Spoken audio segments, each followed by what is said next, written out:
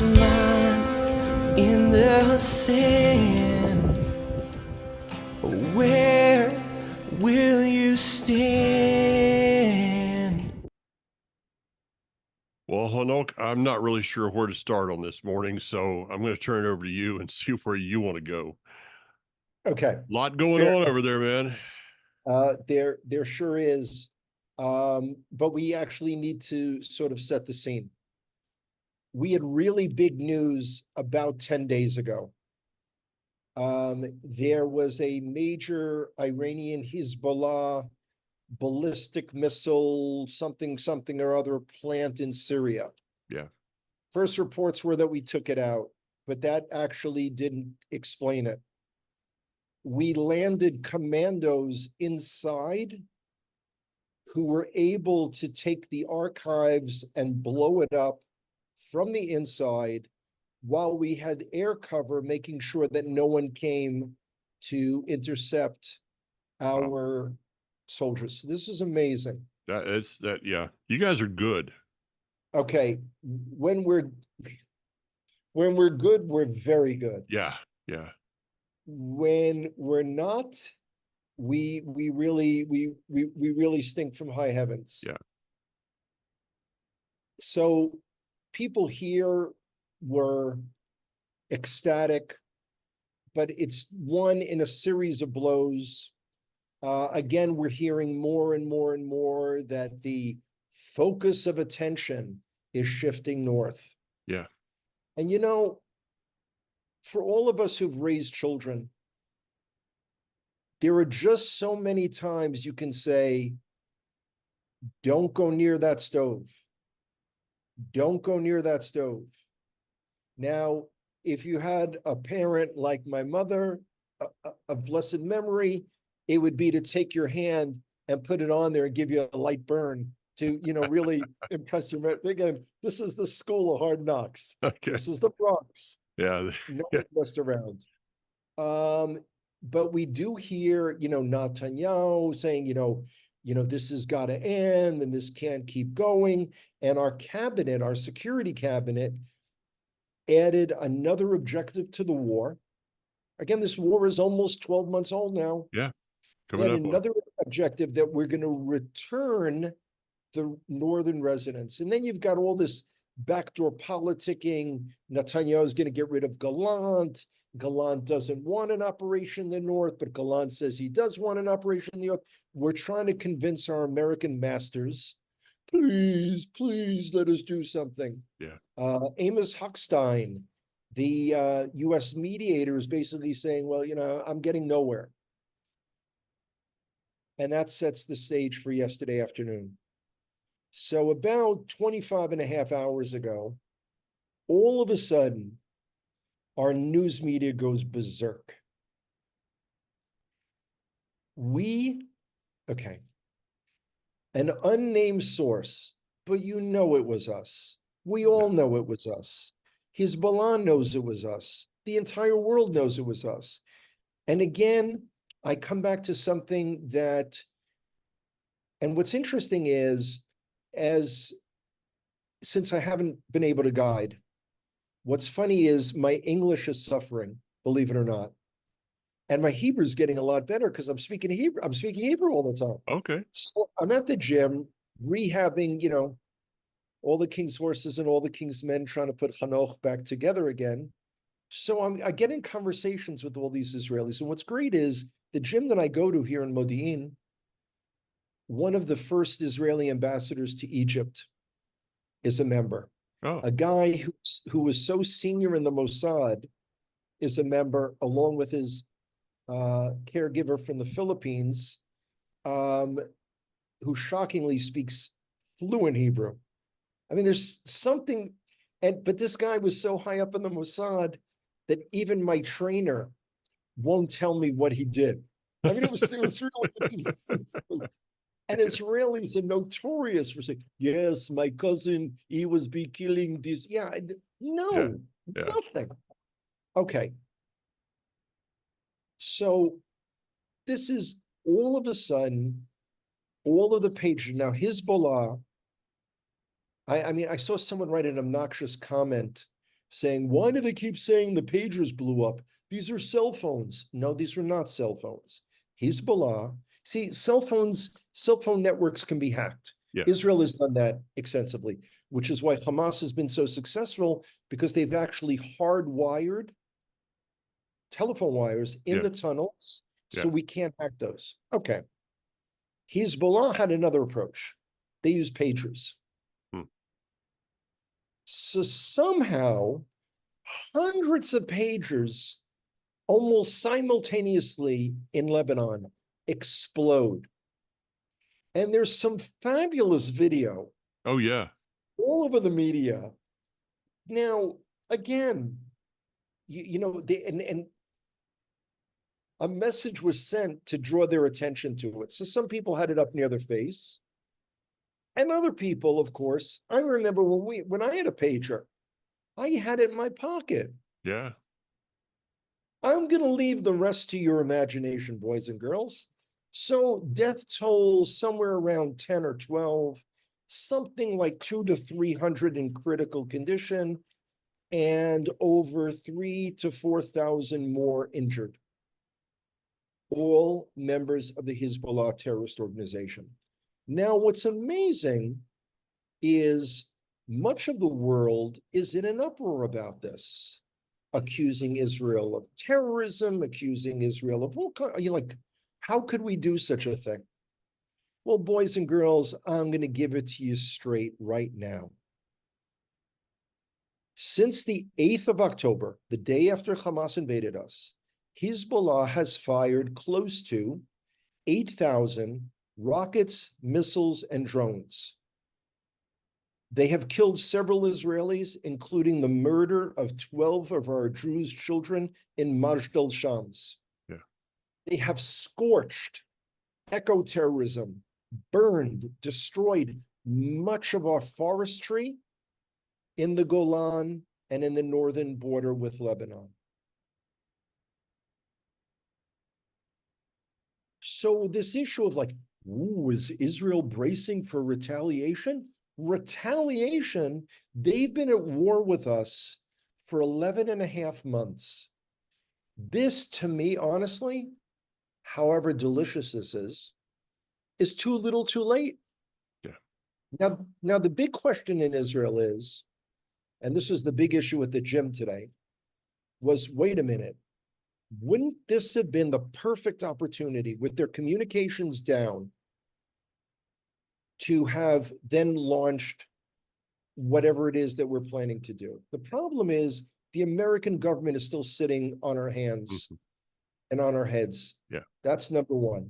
Number two, there are some that are saying, this came up in a few news sources, that we were concerned that they were going to find out about this. So in other words, we launched this attack, and we did. And if anyone's going to say, well, Israel hasn't claimed it, this was proven to me years ago. People have told me, when Israel doesn't say things, we do big stuff. Yeah.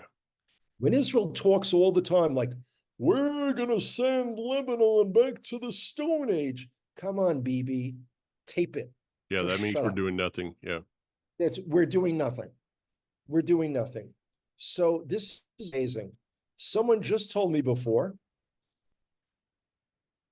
this is my doctor, who actually works with a number of the elite units. So I was curious for his perspective, and he said, listen, just because we didn't launch a major strike yesterday doesn't mean we're not going to do one tomorrow. He said, why do you think that someone's not sitting there with kind of a giant tally board figuring out who was taken out and where they are? But this idea that Israel was somehow wrong, I mean, Hezbollah has been at war with us. This is the same Hezbollah in October 1983 that sent truck bombs into US Marine Corps barracks in Beirut and killed 241 Americans. Yeah. Since most of our listeners are Americans, I would like them to really, really keep that in mind. Yeah. Well, you know, the interesting thing to me, and I have talked to numerous Israelis through the years who have been were Palmach, Mossad, various other things. You know, those that had my cousin was in the in the Yeah, Mossad. I've talked to a yeah, number of them, and the very fact that the Mossad or whatever organization it may be was yeah. able to get an explosive into the battery or whatever of that many pagers. I mean, that to me was overwhelming. It just, again, when we're good, we're brilliant. Yeah, can you And imagine the Mossad agent that shows up at the door of the pager manufacturer said, "Hi, I'm with the Mossad. I've got these explosives here. I've got yeah, 4,000. I'd like to put them in some of your yeah, pagers." we're now part of the quality control process. Yeah, Everything goes through our hands. yeah, that was I mean, just that was funny. it is amazing. And again, I just remind, like, for instance, the Iranian ambassador to Lebanon, it appears, was blinded in one eye and has the other eye severely damaged. People seem shocked. Iran is orchestrating this whole thing. Yeah. What was an ambassador doing with a Hezbollah pager? I mean, duh, really? Yeah, yeah. And then, what we see in the last, recently was the drone attack, the rockets coming in to, I mean, there's a lot of towns. It's amazing to me, hold on, how many towns you guys can fit into a country that's that small. Okay. I mean, Okay, they're it's not like, big towns. They're yeah, not, they're not not all big, big towns. but you guys have done a really good job of putting a lot of them there. But when I see places like Arbel, Ginosar, Yeah, and the Galilee, these are, it's like, wait a minute, you're supposed to have rockets coming out to, right there at Gaza, uh, Ashkelon, various places. You're supposed to see Kiryat Shimona, okay, but now we're talking about the shores of the Galilee. We're talking yeah. about aiming something at Tiberias. Listen, they they gleefully slaughtered 12 children on a soccer field. Yeah, This is who we're dealing with. Now, Sunday morning, of course, we had another situation, and that was a ballistic missile yeah, fired by the Houthis. And when the alarm went off here, and when your phone screams at you at the exact same time that you hear the siren going on outside. Now, here in Modi'in, we have 90 seconds to seek shelter, which is a lot better than much of the country. yeah, And it appeared, but on the apps, as I'm sure you all saw, all, like, basically central Israel from here to Tel Aviv was yeah. all lit up. Oh, yeah. And whether we hit the missile, whether we didn't hit the missile, whether we knocked it down, whether we failed to, whatever happened, parts of it broke up and fell. There were two train stations in Modi'in, my little city. One is the central station here, which is about a 10-minute walk from my apartment. The other is Pat'e Modi'in, which is the outskirts of Modi'in. Well, it came right down on the escalators there. Thankfully, only 5 people were injured, and I was running for shelter. But this could have been a disaster. People say, or some idiot from the Jordanian government was saying today that the regional war is coming close. Excuse me, we're in a regional war. We're being attacked Yeah. on 7 different fronts. The world is now. Here's the other thing. People say, well, what about the hostages? It is not in Hamas's interest to make a deal. They don't want to make a deal because each day that goes on, Israel becomes more and more isolated in the world. 3 countries that we're closest with after the United States, United Kingdom, Canada, and Germany are now boycotting any kind of armaments and munitions to Israel. And the bad truth is you're about 50 days from America doing the same thing. Well, this is an unbelievable situation. So here we have the situation where we know we need to have a serious military operation in Yeah. Lebanon. We need now, but here's the problem. Although you never know it from the weather outside, winter is coming here. Yeah. Winter and a war in southern Lebanon does not work. The mud, the rocks, it's you've got that. You've got the upcoming American elections. Whoever wins, neither of them want this war in Gaza to continue more than 5 minutes. How and why the Americans would be sympathetic about Hezbollah? They haven't been sympathetic to date. Yeah. You know, it's it's an unbelievable situation. But here I am shifting gears yet again. So the other night, I was on the phone with a mutual friend of ours, arranging to speak at their congregation when I'm in the States in January.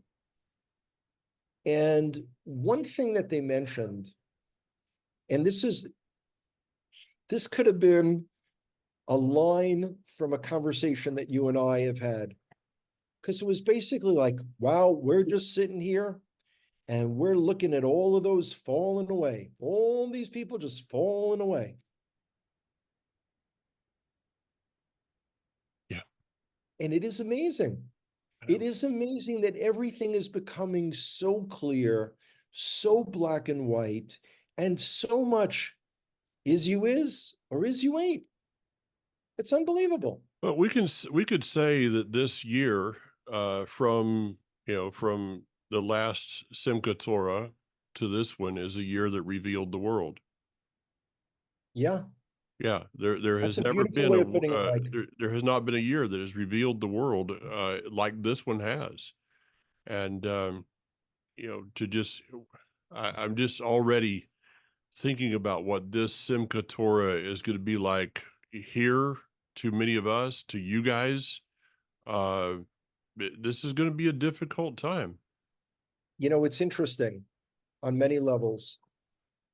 There's already political infighting about ceremonies of commemoration. Yeah, Now, normally what happens is we do it on the Hebrew calendar date.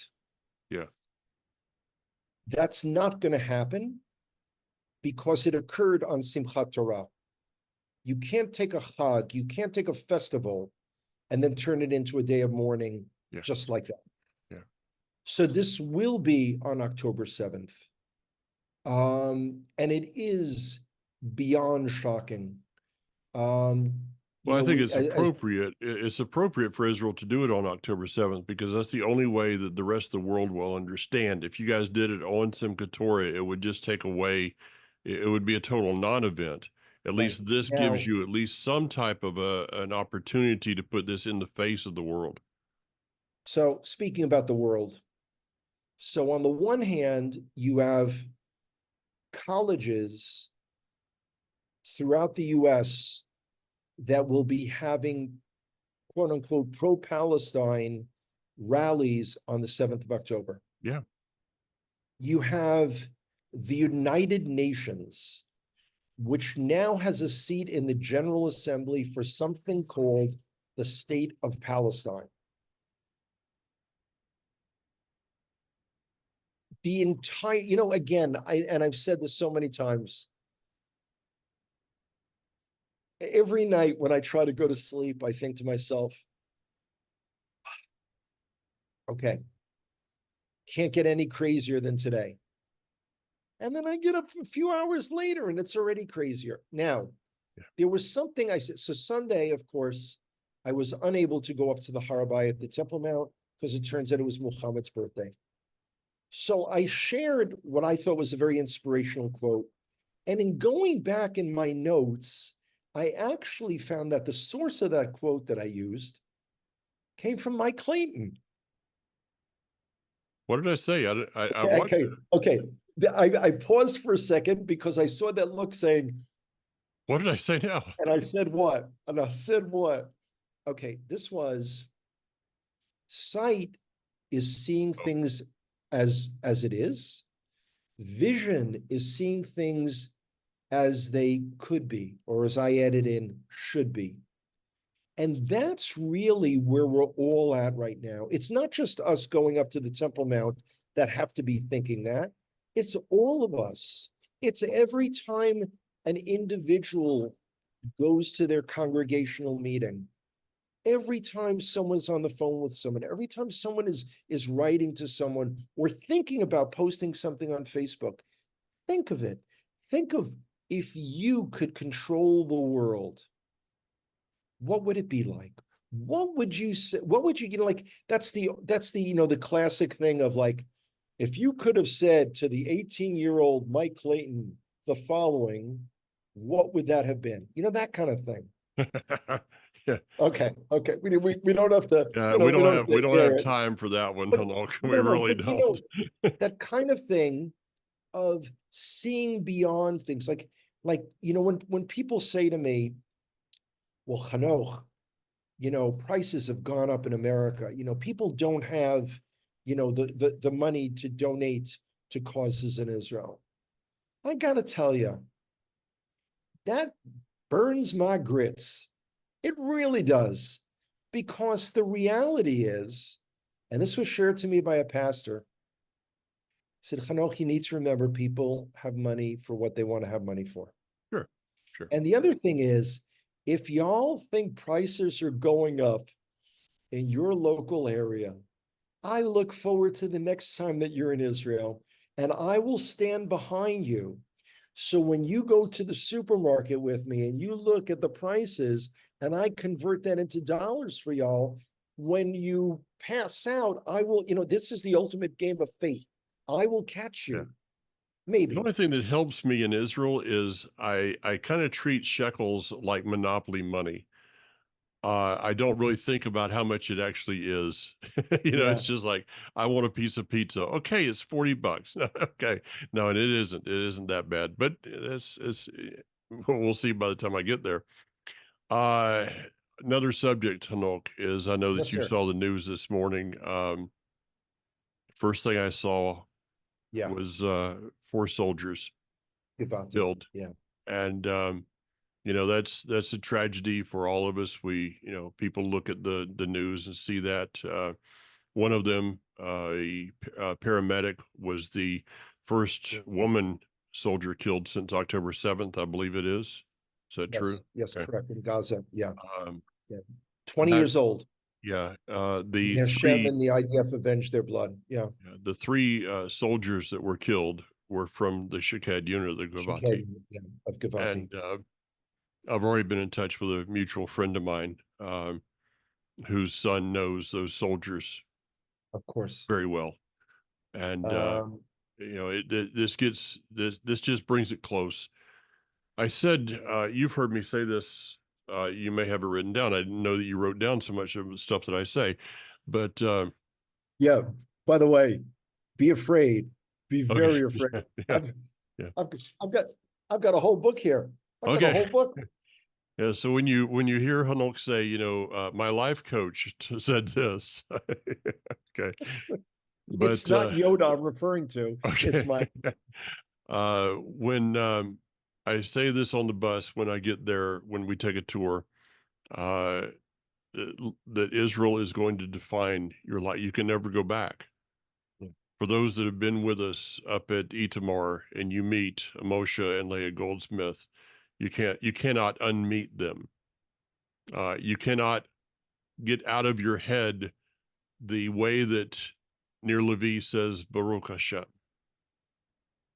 You can't get out of your head the gentleness of a man named Moody Morotz. And so the Shaked unit is the unit I was honored to be with this past February down at Beersheba. And of course, I don't remember their faces. There was 500 soldiers in the room, but I was there in the room with those three, possibly all four, because she was Yeah. attached to that unit, and that hits hard. That hits hard. That's, It's you, personal. you're talking about young people. Yeah. You're talking about people who have everything in life Yeah. to live for and to hope for. And I just saw something just today. You know, even if we did a 3-hour program, I wouldn't run out of topics to discuss. So just one little blurb. There are now 260 new war widows. And these are all young women. These are all young women. Many with young children. And the sacrifices that are being made.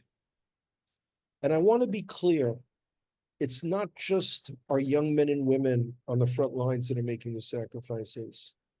But Mike, it's you and those that are closest to you that never cease working to share the information, to raise the funds. This is all part of one effort. The attempts to reclaim the Har HaBayit, the Temple Mount, and it should never have been that prayer, public prayer, was forbidden. Oh, It should I mean, it just, this is like one craziness after the other.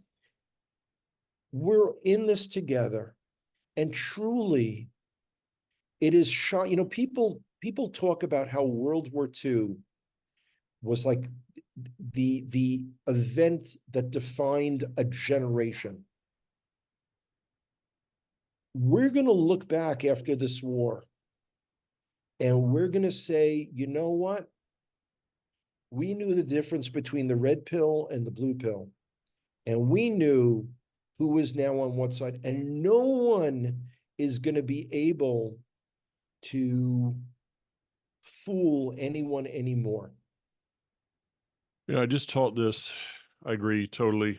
I just taught this a few minutes ago. I'm running a little late this week because Kathy flew out yesterday to Colorado to be with our daughter and grandsons.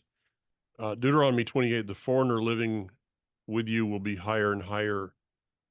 If anyone had asked, it said to Moshe Dayan in 1967, to the rabbi that sounded the shofar, to the soldiers that are there, Rav Goren, well, yeah. in just a few years, Jews will not be allowed to prostrate themselves on the Temple Mount. Jews will not be allowed to pray. No one will be able to come up here with the scriptures. They will not be able to pray. No one will be able to pray except Muslims. I mean, the people there would have gone, "You're crazy." Mike, do you realize you just gave the definition of an apartheid situation? Yeah. Unequal laws for people, both of whom are citizens. It's unbelievable. It is the thing. It is the only, well, until recently, until a month ago, it was the only place in all of Israel where we had no freedom of religion at all. Yeah. I apologize. I had to look at my phone there. I received an Instagram from the horse farm out close to the Dead Sea. And I thought it was a message, but actually it was a video that Ruthie had sent me of one of the young children out there working with a horse, just petting this horse.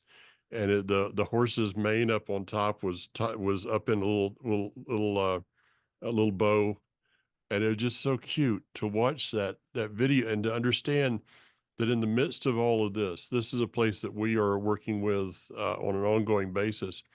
They have That's had remarkable. almost 5,000 children come out to the horse farm in the midst of terrorism, in a place in which we've had to help with security cameras and things like that, solar to power that. Wonderful. They've had almost 5,000 children and the number, I can't remember the number of soldiers now that they've had come out and just work with the horses and the animals that they have as a place of That's great. therapy. So to all those who have helped with that project, thank you so much.